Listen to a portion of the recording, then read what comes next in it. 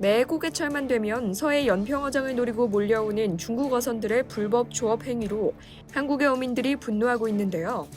이런 중국의 불법 조업이 태평양에서 바다의 귀족인 참치를 위협하고 있습니다. 영국 가디언은 13일 세계 참치의 절반 이상을 공급하는 세계에서 가장 비옥한 어장인 태평양이 끔찍한 위협에 직면했다고 보도했습니다. 2017년 중국의 한 전자상거래 플랫폼에는 호주산 남방 참다랑어를 100g당 300에서 800위안에 판매한다고 올라왔습니다. 800위안은 당시 중국의 일반 노동자의 주당 임금 수준입니다만 이런 가격에도 불티나게 팔리고 있습니다. 중국 내에서는 중상위층 계급의 참치회 이용이 늘어나고 있는데요. 실제로 중국의 1인당 해산물 소비는 1990년 이후 꾸준히 늘고 있는 추세입니다. 특히 베이징이나 상하이 같은 대도시에서는 고급 어종에 대한 수요가 높아 최근 10년 사이 참치 소비량이 30배 가까이 증가했습니다. 수산물이라고 하면 굽거나 튀겨 먹던 습관이 급격히 회로 바뀐 건데요.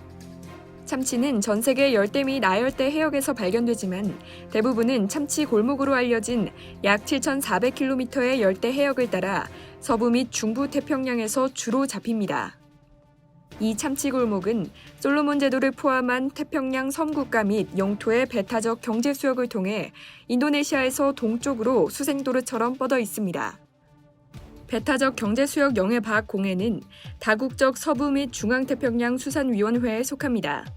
2019년 WCPFC의 총 참치 어획량은 296만 1,059톤으로 전체 태평양 참치 어획량의 81%, 전 세계 참치 어획량의 55%를 차지합니다.